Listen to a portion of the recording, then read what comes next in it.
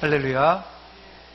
예, 1부, 2부 성가대도 더위를 안 먹었던데 우리 호산나 성가대도 더위를 확실히 안 먹은 것 같아요. 예, 꾀꼬리 목소리로 감사드립니다. 오늘 설교 제목은 구원섬 멜리데, 구원섬 멜리데라는 제목입니다. 이 구원섬 멜리데란 말은 두 가지 해석이 가능합니다. 첫째는 바울이 탄 배가 유라굴로 광풍을 만나서 14일 동안 지중해 바다를 표류하다가 바로 이 멜리데 섬에 상륙했으니까 바울 사도의 일행에서 볼 때 이 멜리데는 구원의 섬이 틀림없습니다. 또 다른 한편으로 보면 하나님을 전혀 알지 못하고 멜리데에 살고 있었던 원주민들이 거기 난파되어서 도착한 바울 사도를 통하여서 예수 믿게 되어서 멜리데에 살고 있었던 사람들이 구원받았으니 멜리데는 구원섬이 됩니다. 제가 찾아보니까 멜리데가 영국 식민지로 있다가 1964년에 독립하여서 영연방에 가입했는데 멜리데의 지금 이름은 멜리데가 아니라 몰타 혹은 말타 공화국입니다. 몰타 혹은 말타 공화국이란 이름입니다. 통계에 의하면 멜리데의 종교는 비록 로마 카톨릭이지만 98%의 기독교 인구라고 합니다. 사실은 그 섬을 15세기에 이슬람이 아주 집중 공격해 들어왔습니다. 그런데 이 요한 십자군 요한 그 사도 이 기사단들이 그 성을 죽음으로 지켜서 사실은 이 이탈리아 반도가 지켜졌고 유럽이 지켜져서 기독교가 이게 버틸 수 있었던 것입니다. 그래서 이 말타 섬은 이 지리 지형적으로도 굉장히 중요한 섬입니다.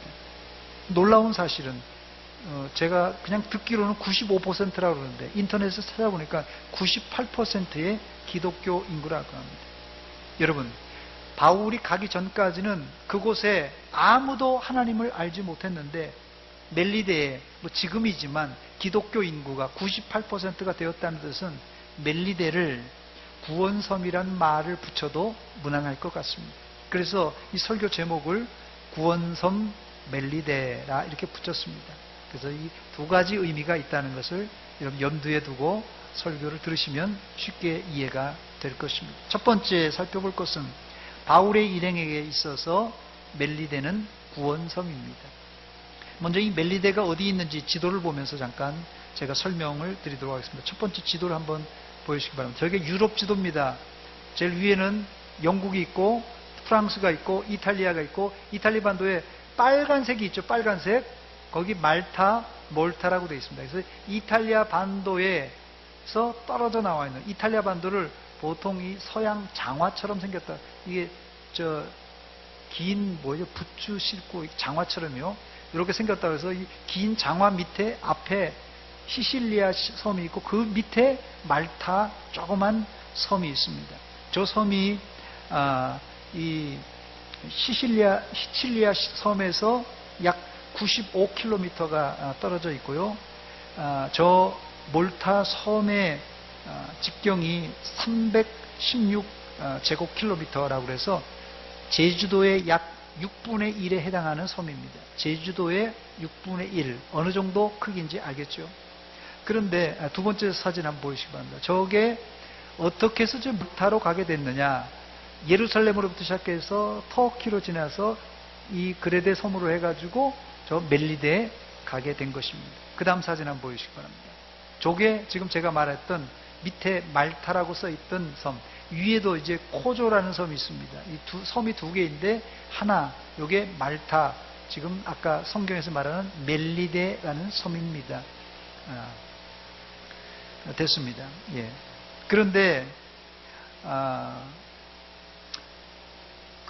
그레데 섬에서 이 바울의 일행들이 유라굴로라는 광풍을 만나서 14일 동안이나 해와 달을 보지 못할 정도로 심한 광풍 가운데 시달리다가 전혀 상상하지 못한 나라 이 멜리데에 도착하게 되었습니다. 이것을 보통 우리는 남파라 그렇게 부릅니다. 남파. 여러분, 남파와 항해의 차이가 뭔지 아십니까? 남파와 항해의 차이. 이 항해는 배가 정상적으로 운행하여서 목적지로 가는 것을 항해를 한다 그렇게 말합니다. 그러나 남파는 배가 풍랑이나 이 태풍을 만나서 정상적으로 운행하지 못하고 파도에 이리 밀리고 저리 밀리다가 이제 휩쓸려 가는 상황을 남파라고 합니다. 그러나 이 항해와 남파의 공통점이 있습니다. 공통점은 모두 다 배를 타고 간다는 게 공통점입니다. 배를 타고 가는 것은 같지만은 항해는 선장과 선원의 인도에 따라서 정상적으로 배가 운행하지만 남파는 선장과 선원의 통제를 벗어나 풍랑에 밀려서 배가 제멋대로 가는 것을 말합니다. 그런 의미에서 여러분들의 인생은 남파입니까? 항해입니까? 여러분의 인생은 남파입니까? 항해입니까? 남파 인생을 사는 사람들은 어디를 가는지 모르고 파도에 이리 흔들리고 저리 흔들리면서 목적도 방향도 없이 사는 인생, 바로 이런 인생이 남파 인생입니다.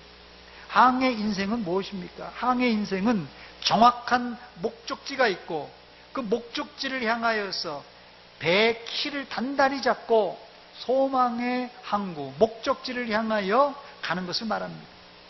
여러분들은 풍파 많은 세상 가운데서도 배의 키를 잡고 주님이 오라고 하시는 소망의 항구로 순종하게 이르시기를 주의 이름으로 축원합니다. 감사하게도 바울이 탔던 배는 남파였지만 로마의 가장 근접한 곳으로 하나님이 인도하셨습니다. 배에 탔던 사람들은 이 유라굴로라는 광풍을 만날 줄 꿈에도 생각하지 못했고 또 배가 남파될 줄은 더더욱 몰랐고 심지어 로마에 가까운 멜리네 섬에 도착할 줄은 더더욱 몰랐습니다. 그러나 하나님은 바울 한 사람을 위해서, 아니 하나님 자신의 복음 전파를 위해서 남파 가운데서도 최선의 길로 바울의 일행을 인도하셨습니다. 그러니 멜리네 섬은 바울과 일행들에게는 구원의 섬인 셈입니다. 그런데 더 감사한 것은 멜리네 섬에 도착하고 보니까 거기에 로마로 가는 배가 겨울을 나기 위해서 딱 바울의 일행들을 기다리고 있는 것입니다. 본문 11절입니다. 석 달 후에 우리가 그 섬에서 겨울을 난 알렉산드리아 배를 타고 벌써 그 배가 기다리고 있었던 거예요.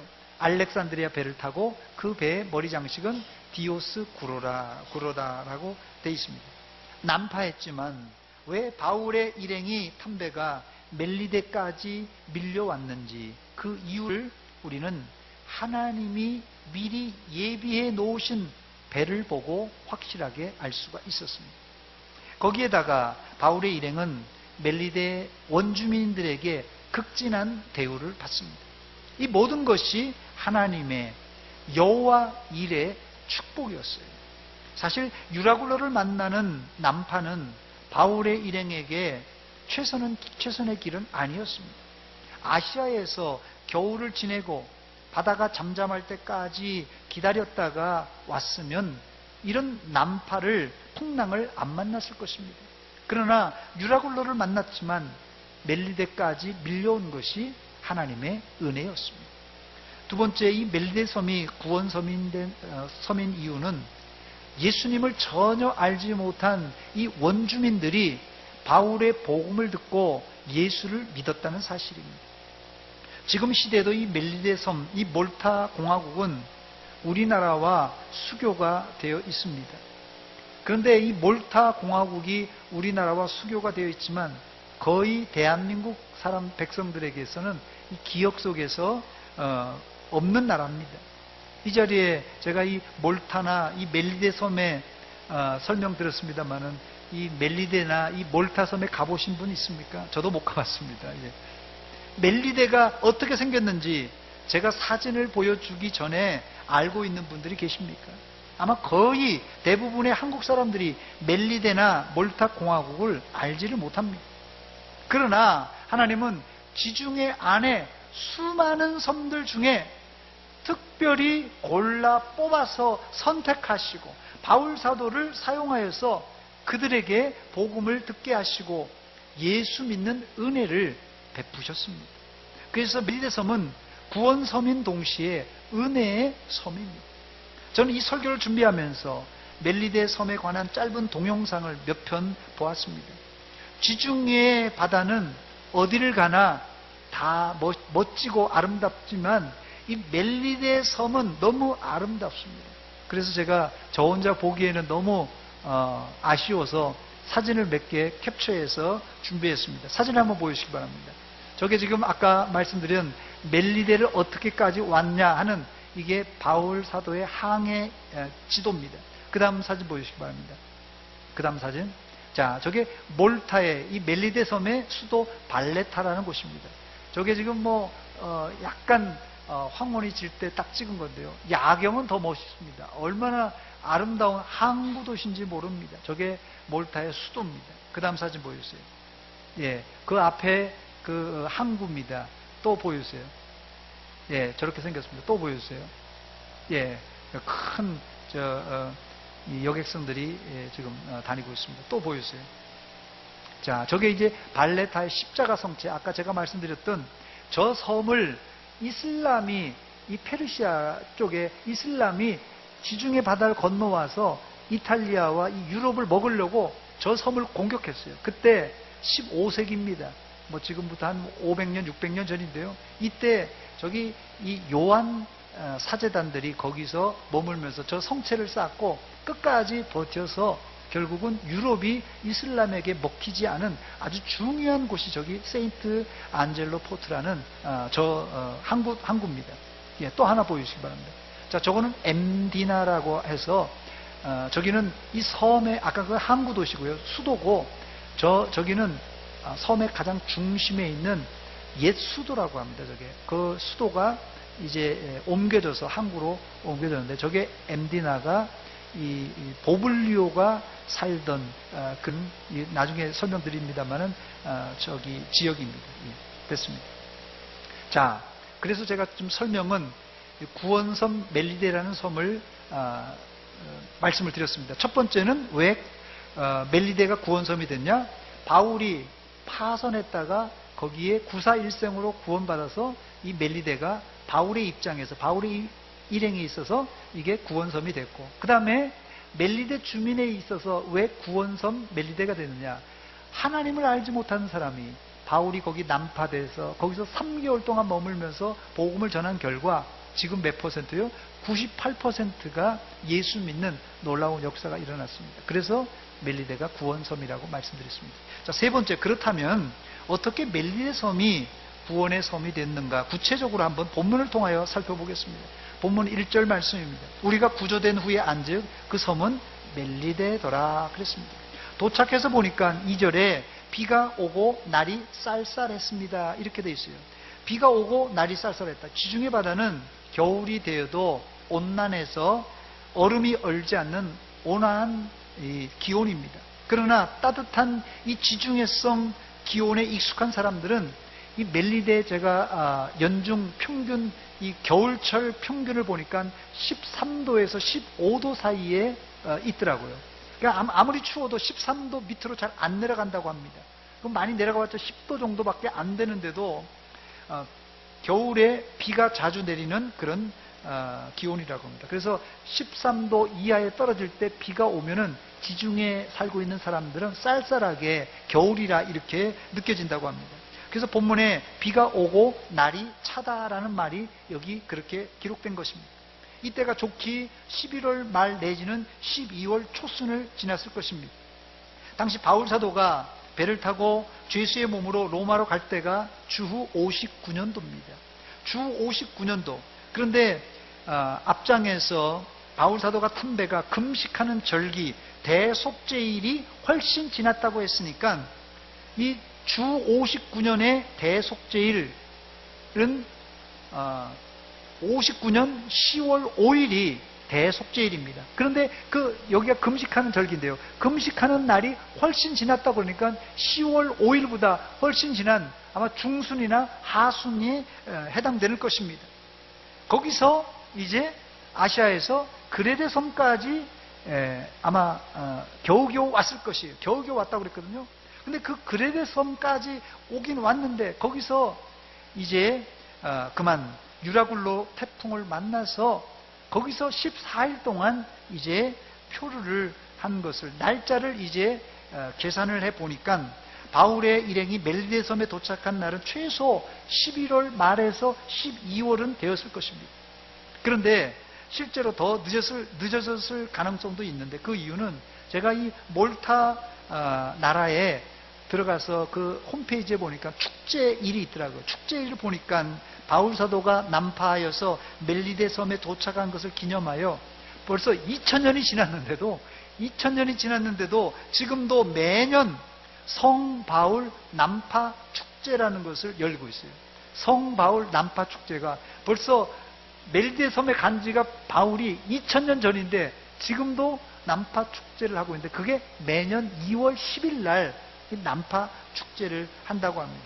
그래서 제가 지금 계산한 날짜로는 11월 말이나 12월이 맞을 것 같은데 여기 지금 어떤 고증에 의해서 하는지 모릅니다만은 여기에는 2월 10일 날 이렇게 성바울 난파 축제를 지금도 열리고 있다고 합니다. 감사한 것은 멜리데에 도착한 바울 일행이 비가 와서 쌀쌀해서 덜덜 떨고 있는데 이 멜리데 주민들이 아주 친절했던 모양이에요. 불을 피워주면서 따뜻하게 영접해 주었습니다. 본문 2절입니다. 우리 같이 읽어보겠습니다. 2절 시작. 비가 오고 날이 참해 원주민들이 우리에게 특별한 동정을 하여 불을 피워 우리를 다 영접하더라. 아멘. 아주 친절했어요. 그러니까 난파하면서 얼마나 지쳐 있었겠어요. 몸도 지치고 마음도 지치고 그냥 죽을 꼽인데 도착해서 겨우 구사해서 왔는데 원주민들이 그냥 화살을 쏘고 죽이려고 그랬으면 어떻겠어요. 그런데 친절하게 불을 피워주면서 따뜻하게 영접해 줬어요. 그런데 문제는 바울 사도가 이제 불을 피우고 있으니까 불이 꺼지려고 했는지 모르겠어요. 그래서 옆에 있는 나무를 다 긁어 모아서 이제 한 묶음을 불에다가 넣었어요. 그때 나무 가지에 숨어 있던 독사가 이 바울의 손을 꽉 물어버린 것입니다. 3절입니다. 바울이 나무 한 묶음을 거두어 불에 넣으니 뜨거움으로 말미암아 독사가 나와 그 손을 물고 있는지라. 그냥 딱 했는데 이 손을 물고 있는 거예요. 독을 품고 동면하려는 독사에게 물리면 즉사합니다, 여러분. 그래서 원주민들이 큰 걱정을 했어요. 본문 4절입니다. 원주민들이 이 짐승이 그 손에 매달려 있는 것을 보고 서로 말하되 진실로 이 사람은 살인한 자로다. 바다에서는 구조를 받았으나 공의가 그를 살지 못하게 함이로다 하더니 하면서 진짜 이 사람이 원주민들이 걱정하기를 이제는 바울 사도가 바다에서는 구원받았지만 이 독사에게 물려서 죽는구나 이렇게 생각해서 다 죽는 거라고 생각했습니다. 그런데 웬일입니까? 시간이 지나도 바울 사도는 멀쩡한 것입니다. 본문 5절과 6절입니다. 바울이 그 짐승을 불에 떨어버림에 조금도 상함이 없더라. 그들은 그가 붙든지 혹은 갑자기 쓰러져 죽을 줄을 기다렸다가 오래 기다려도 그에게 아무 이상이 없음을 보고 돌이켜 생각하여 말하되 그를 신이라 하더라 그랬어요. 어떻게 이런 일이 일어나는 것입니까? 그래서 제가 성경을 찾아보니까 마가복음 16장 17절 18절에 이런 말씀이 나옵니다. 믿는 자들에게는 이런 표적이 따르리니 곧 그들이 내 이름으로 귀신을 쫓아내며 새 방언을 말하며 뱀을 집어 오르리며 무슨 독을 마실지라도 해를 받지 아니하며 병든 사람에게 손을 얹은즉 나으리라 하시더라. 믿는 사람에게 표적이 따른다고 했는데 그렇다고 일부러 뱀을 짚고 독을 마실 필요는 없지만 하나님은 바울처럼 복음을 위해서 특별히 준비해 놓은 사람에게는 바로 이런 독사에게 물려도 죽지 않는 기적을 베푸셨습니다. 이런 기적이 일어나자 온 섬에 바울의 소문이 쫙 퍼졌습니다. 결국 바울의 소문은 그 섬의 제일 높은 이 보블리오라는 사람에게 들려졌습니다.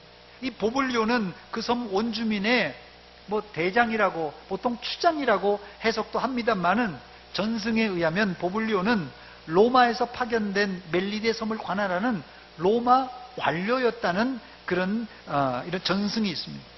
보블리오는 바울을 영접하여 사흘 동안이나 극진히 영접해 주셨어요. 그런데 바울 사도가 보니까 그 집에 들어가서 대접을 받고 있으니까 미안한데 가만 보니까 이 보블리오의 아버지가 열병과 이질로 죽어가고 있는 거예요. 그래서 보블리오의 아버지를 바울 사도가 안수 기도하여서 낫게 합니다. 본문 8절입니다. 같이 읽겠습니다. 시작. 보블리오의 부친이 열병과 이질에 걸려 누워있거늘 바울이 들어가서 기도하고 그에게 안수하여 낫게 하매.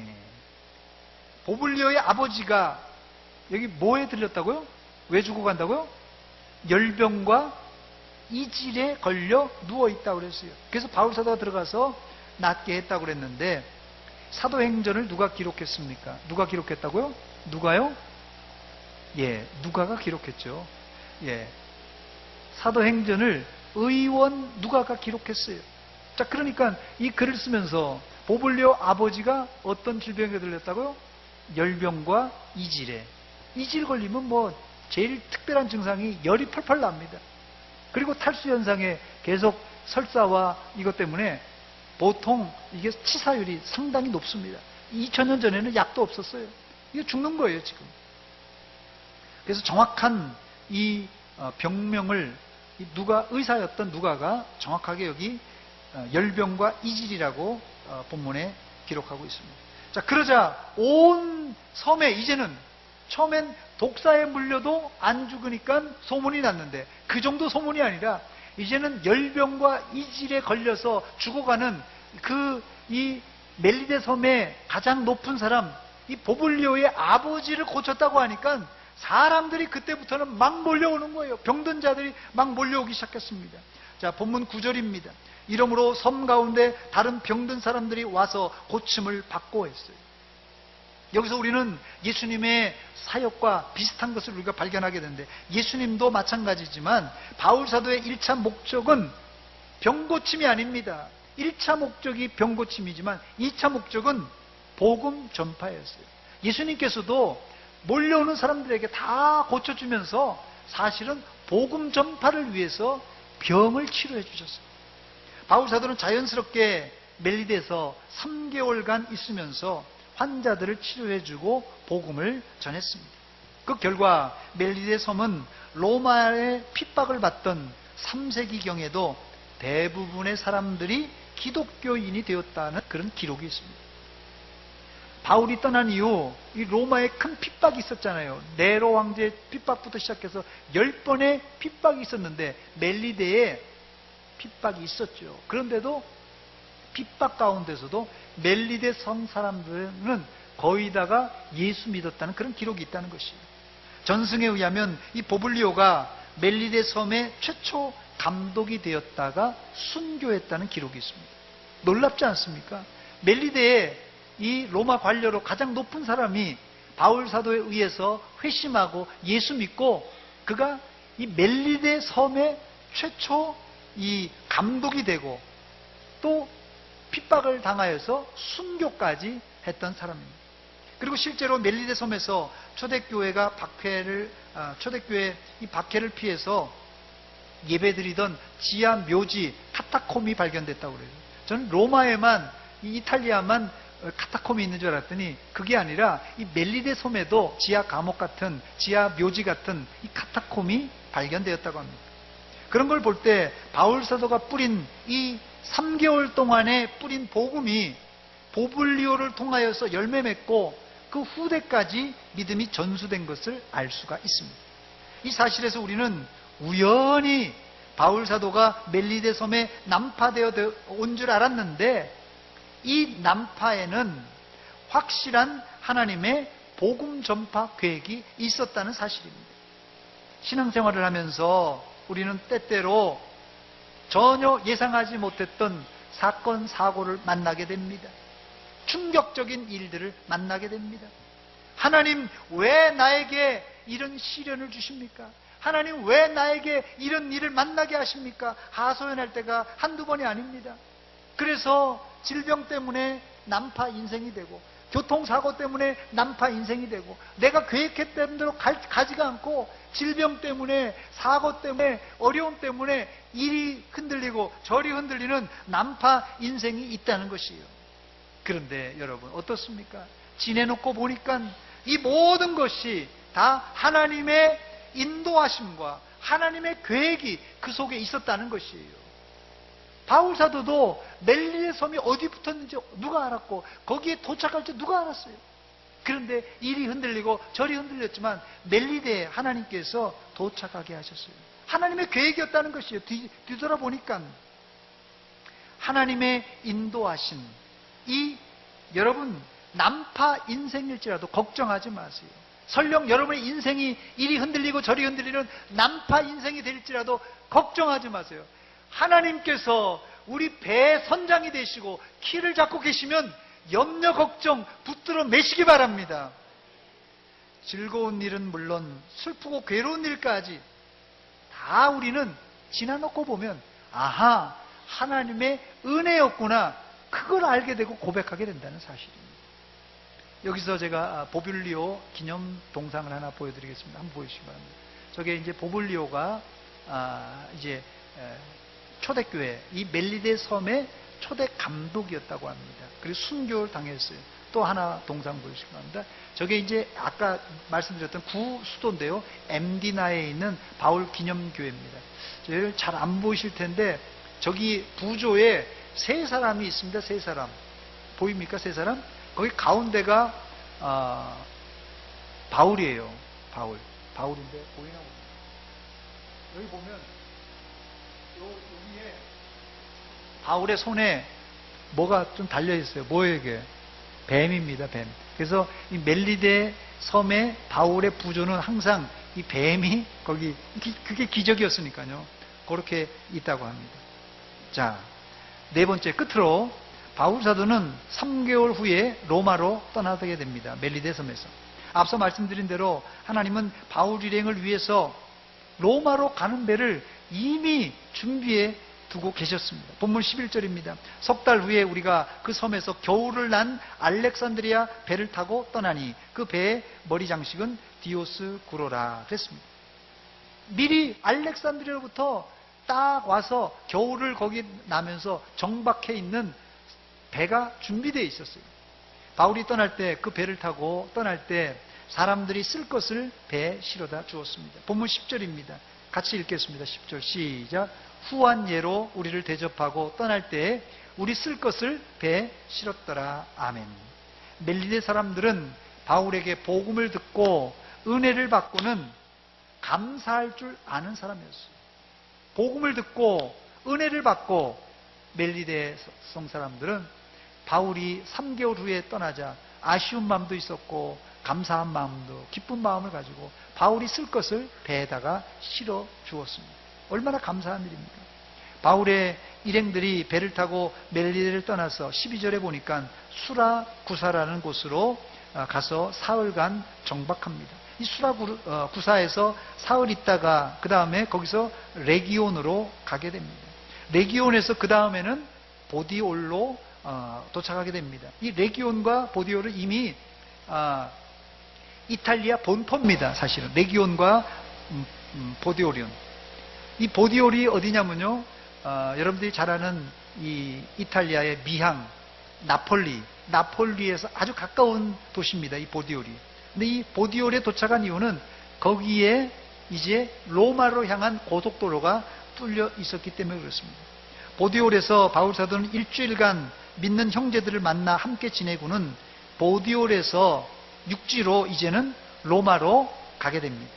바울 당시 모든 길은 어디로 뚫려 있다고요? 모든 길은 로마로 뚫려 있기 때문에 어렵지 않게 로마에 도착할 수 있었습니다. 사진을 한번 보여주시기 바랍니다. 아까 제가 멜리데 섬에서 저기 보시기 바랍니다. 멜리데 섬에서 위로 어디로 갔다고요? 수라구사, 그 다음에 레기온, 그 다음에 보디올. 그 보디올에 내려서 거기서는 이제 로마로 바로 육로로 가게 됩니다. 자, 본문 15절을 읽어보면 바울 사도가 이 육로로 어떤 길을 갔는지 거기 구체적으로 나오는데, 이 앞비오 광장, 앞비오 길로 해서 트레이스 타베르네를 거쳐서 로마로 들어가게 됩니다. 15절입니다. 한번 비춰주세요. 그곳 형제들이 우리 소식을 듣고 앞비오 광장과 트레이스 타베르네까지 맞으러 오니 바울이 그들을 보고 하나님께 감사하고 담대한 마음을 얻었다 그랬습니다. 앞비오 길에 관한 사진을 제가 3장 준비했습니다. 한 장 보여주시기 바랍니다. 자, 저게 잘 보시기 바랍니다. 저게 2000년 전에 로마 군인들이 만든 길이에요. 상상이 가십니까? 포장 도로입니다. 그냥 도로가 아니라 돌을 다 깔았습니다. 전국을 다. 저렇게. 지금도 남아있는 겁니다. 저 길을. 지금도 사용하고 있는 거예요, 저게. 저 도로의 기본 구조는 뭐냐면요. 마차가, 로마 마차가 말입니다. 로마 시대의 마차가 정면에서 서로들 맞대결해서 달릴 수 있는 저 길입니다. 그래서 마차가 서로 다닐 수 있는 저게 표준 로마의 도로입니다. 또 한 장 보여주시기 바랍니다. 예, 저거는 좀 많이 달았는데, 저건 제가 직접 찍은 겁니다. 제가 로마에 가서 찍은 건데, 저거는 조금, 로마에서 찍은 거기 때문에 바닥이 그냥 반들반들합니다. 너무 달아가지고. 직접 지금도 적어도 차가 다니고, 마차는 아니긴 말하면 차가 다니고 쓰고 있어요. 또 하나 보이시기 바랍니다. 예, 저렇게, 이 길을 잘 포장을 해 놓았습니다. 저 길은요, 2000년도 더 됐습니다. 첫 번째 보였던 건 2000년도 더 된 겁니다. 이 앞비오라는 길은 2000년도 더 되고, 거의 2500년 정도 되는 그렇게 오래된 길입니다. 지금도 유럽엔 사실 로마가 유럽을 다 장악했지 않습니까? 2000년 전에 로마군이 닦아놓은 길을 유지 보수해서 지금도 활용하고 사용하고 있습니다. 심지어 영국에도요, 로마 군들이 뚫어놓은 군사도로 이런 로마 길이 아직도 남아 있습니다. 본문에 이 트레이스 타베르네라는 헬라어가 거기 그냥 그대로 성경에 기록되어 있는데, 이 트레이스 타베르네는 헬라어로 트리온 타베르논이라는 뜻입니다. 이 트리온이라면 우리 영어의 3라는 그런 뜻입니다. 트리온. 이게 여기서 영어가 거기서 나온 겁니다. 트리온. 이 3이란 뜻이고요. 이 타베르논이란 말은 여관, 집, 마을이란 뜻이에요. 그래서 트리온은 3개란 뜻이고, 타베르논은 여관, 집, 마을이란 뜻이니까 3개의 여관, 3개의 집, 3개의 마을. 그렇게 해서 우리나라 예전에 우리가 썼던 성경, 지난번 개역 성경에는 3관 이렇게 되어 있습니다. 그래서 일반적으로 이 트레온 타베르논은 앞비아 가도에 있는 여행자를 위한 여관이나 숙소라는 의미입니다. 그래서 그런데 이 로마에 살고 있던 형제들이 바울 사도가 온다는 소리를 듣고는 이 앞비오 광장과 이 트리온 타베르논 이 3관까지 와서 바울을 영접해 주었습니다. 본문 15절입니다. 그곳 형제들이 우리 소식을 듣고 이 로마로 온다는 바울 사도의 소식을 어떻게 들었는지 듣고 앞비오 광장과 트레이스 타베르네까지 맞으러 오니 바울이 그들을 보고 그 마중 나온 형제를 보고 하나님께 감사하고 담대한 마음을 얻으니라 그랬어요. 자기를 영접하러 온 형제들을 보고 바울 사도 역시 큰 위로를 받았습니다. 지친 사도에게 하나님의 위로자, 격려자, 하나님께서 위로자, 격려자를 이 로마 성도들을 보내주신 것입니다. 이런 격려를 통하여서 바울 사도는 그 죽을 뻔한 고비, 그 유라굴로와 같은 그 고비를 이제 광풍과 함께 싹 씻을 수 있었던 것입니다. 이제 말씀을 맺습니다. 멜리데는 오늘 제목처럼 구원의 섬입니다. 양방향에서 다 구원의 섬입니다. 바울의 일행에는 남파에서 도착한 구원의 섬이고, 멜리데 섬 주민들은 바울의 복음을 듣고 구원받은 구원의 섬입니다. 저는 이것을 일반화시키고 싶지는 않지만 선교의 좋은 모델이라고 생각합니다. 이런 상호 도움받고 도움을 주는 복음의 상관관계가 우리 교회 선교 현장에서도 일어났으면 좋겠어요. 우리가 지금은 캄보디아에 일방적으로 우리가 물자도 보내고 사람도 보내고 일방적인 선교하지만 사실은요, 그들에게 우리도 도움을 받고 서로 상호적인 관계가 잘 이루어질 때 저는 이게 좋은 선교의 모델이라고 이런 생각이 듭니다. 더 나아가서 여러분들이 사는 현장도 이렇게 도움을 주고 도움을 받는 이런 현장이 되었으면 좋겠어요. 그래서 여러분들은 영적인 도움, 복음을 모르는 사람에게 멜리데 섬 주민들에게 복음을 전한 것처럼 복음을 전해주고 또 그들도 은혜를 받아서 은혜를 갖고 서로 이런 주거니 받거니 하는 복음의 이런 교류가 있었으면 좋겠습니다. 진짜 선교는 이런 상호 반응이 활발해야 성공할 수가 있습니다. 돌아보니까 바울이 멜리데 섬에 도착한 것은 결코 우연이 아니었어요. 아무도 몰랐지만 우연히 도착한 것 같지만 돌아보니까 우연이 아니었습니다.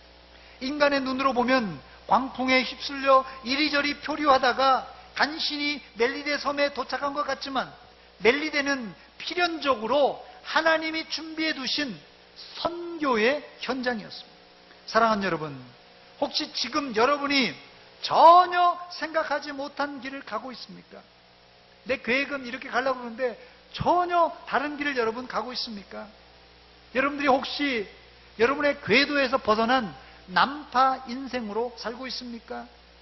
그럴지라도 두려워하지 마시고 거기에도 하나님의 필연적인 계획이 있음을 알고 하나님께 여러분의 인생의 방향키를 맡기시고 하나님만 믿고 나가시기를 주의 이름으로 축원합니다. 그때 여러분들은 설령 난파를 당했을지라도 하나님의 사명을 감당하여 복음을 증거하고 또 복음을 섬기는 그런 믿음의 성도들이 될 수 있습니다.